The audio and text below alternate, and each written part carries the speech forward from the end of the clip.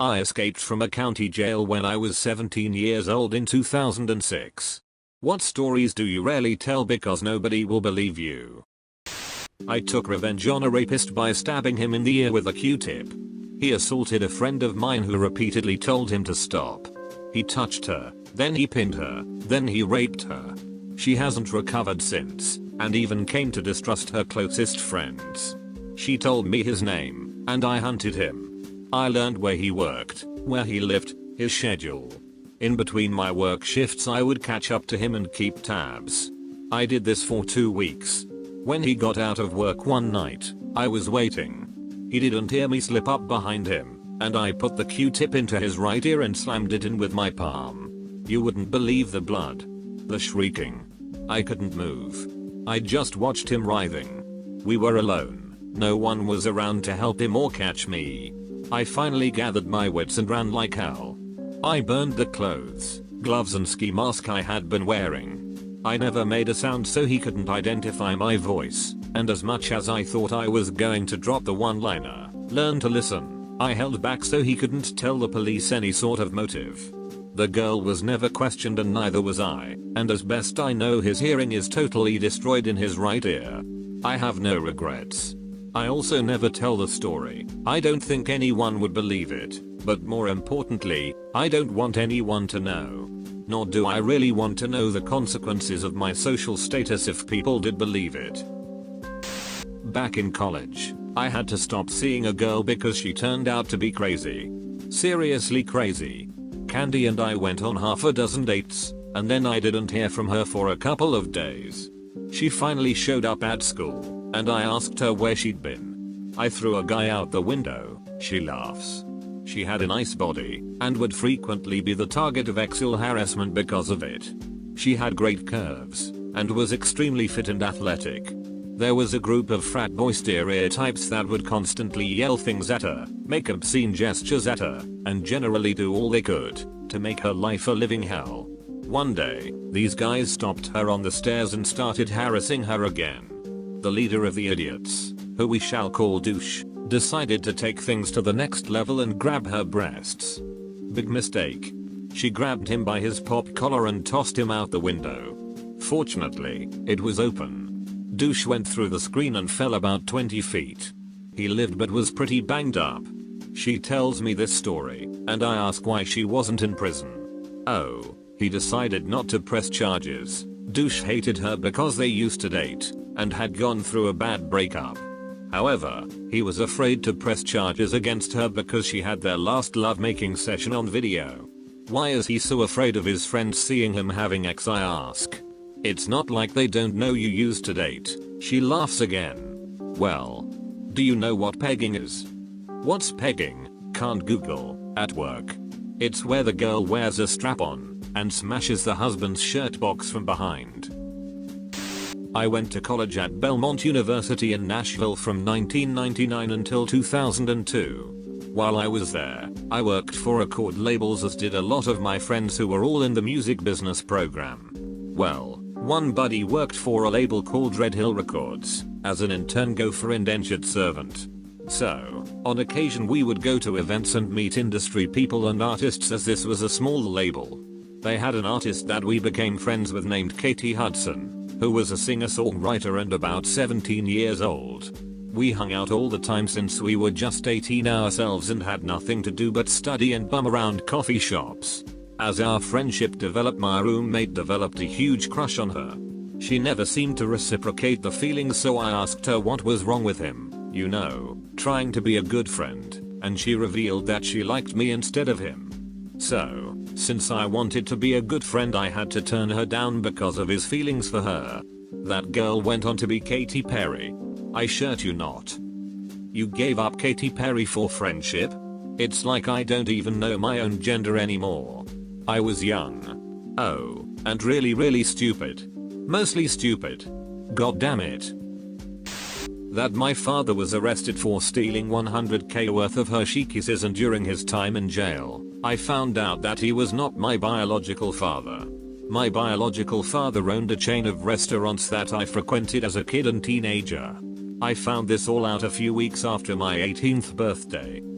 That must have made for an awkward conversation with the rest of the inmates. What are you in for? Stealing kisses?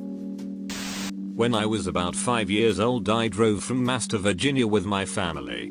Upon arrival, my legs just wouldn't work. Eventually my parents took me to the hospital. I went through various testing before being diagnosed with a flesh-eating bacteria. They wanted to amputate. Not sure if the procedure was ever scheduled, but my legs healed magically overnight. Turns out my blood sample got contaminated. What really happened was I had sat on my legs the whole car ride there. 15 years later and I've retained all appendages thus far. I'd hope they would. Yeah, no. Test twice before removing your legs. Measure twice. Cut once. When I was 19, some friends and I were visiting New York City. After picking them up from the airport, we decided it would be fun to drive down Broadway at night and see it all lit up. It was fun. We got some good pictures from the car, and around 8:30, we decided to drive home.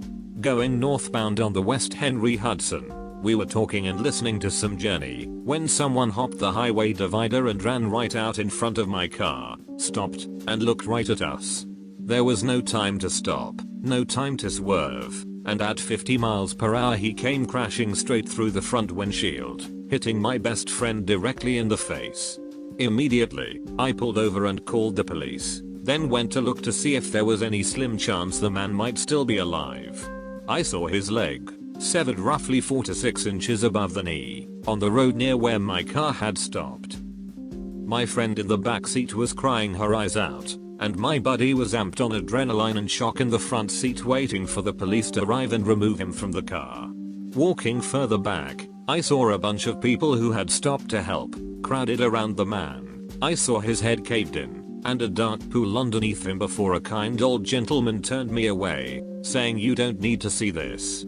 In almost no time at all, the fire department was there helping my friend, who had a broken nose and shards of glass embedded in his eyes and face, out of the car. When the ambulance arrived, they tried to put him in with the man I had hit, which made him freak out and refuse, and wait for another ambulance. The cops on the scene took down my story and ran a breathalyzer on me, but I hadn't been drinking. At this time in my life, I didn't drink, then put my friend from the back seat and I in the back of a car to try to calm us down while they waited for the investigators to arrive. I had called my mom, who lived outside the city, to tell her I had been in an accident and that she should come for support. After about an hour, the investigators arrived, took time marking off the scene, and interviewed us again about what had happened. The police were very nice, and all of us were in shock. After interviewing me, I asked the investigator where I could go to the bathroom. He nodded to the trees on the side of the highway, and said to have at it. So I stood on the dimly lit bloody highway near the trees, and under the watchful eye of the 50-block traffic jam I had created, let forth the pits I had been holding in for hours.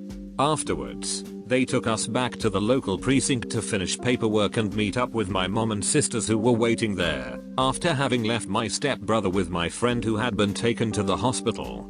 They had gotten lost and caught in the same traffic I caused, which is why they didn't meet us at the scene. With the paperwork done, my mom asked what had happened to the man. The officer looked at my little sisters and then asked my mom and I to step outside.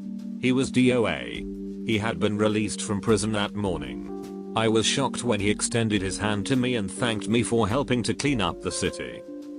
After going to the hospital to get my friend and stepbrother, we went home for the evening. The next day, when we picked up my car from the auto shop, I saw in the meager sunlight the after image of what had transpired. Blood and brain matter all over the front of my car, an imploded front windshield, and, entering the car to take it to place to get the glass repaired, a large chunk of bloody skull in the passenger seat next to me, hidden under some napkins. My friend who had been in the passenger seat wandered over, and I told him not to look inside, but he wouldn't listen and did anyway. I think that is when the reality of what had happened sunk in for him. Because his eyes grew large and he turned around silently to go sit in my mom's car. The entire experience was completely surreal, especially during the drive to get the windshield repaired. When alone, I drove the car to the shop, the wind whistling through the broken glass. TLDR, Friends and I were visiting New York. Man committed suicide on my best friend's face. I pissed in front of half the city, was thanked by an officer for killing the parolee, and drove a car full of brain matter through the streets the next day.